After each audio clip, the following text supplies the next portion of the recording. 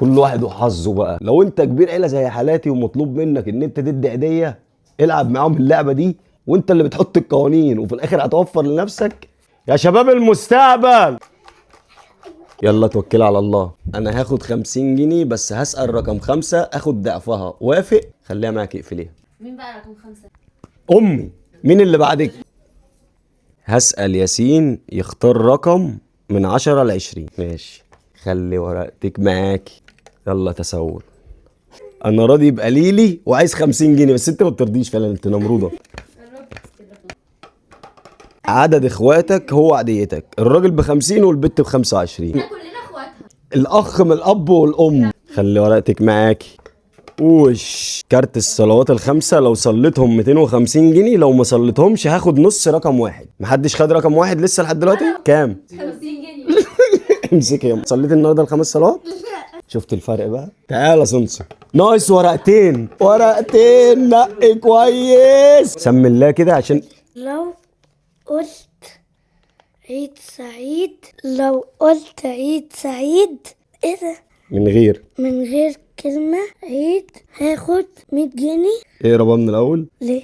لو قلت عيد سعيد، استنى ارضي تاني معلش. من غير، اقرا من الاول بقى. لو قلت عيد سعيد من غير كلمة عيد هتاخد 100 جنيه. من الاول لحد ما تغلطش. يا ربي.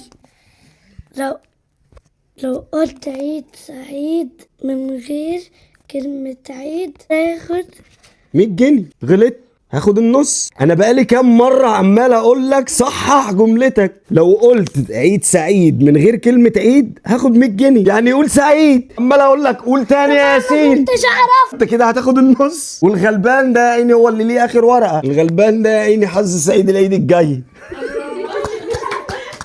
واحد بقى كده. مين رقم واحد؟ هاتي كده ورقتك. هو خلاص ده امر واقع. انا راضي يبقى ليلي وعايز 50 جنيه. ضعفهم لي. رقم 2 انا هاخد 50 جنيه بس هسأل رقم 5 اخد ضعفها. مين ضعفها؟ لا تاخدي 50 بس. شفت نصيبك؟ ماليش تدخل في اي حاجه.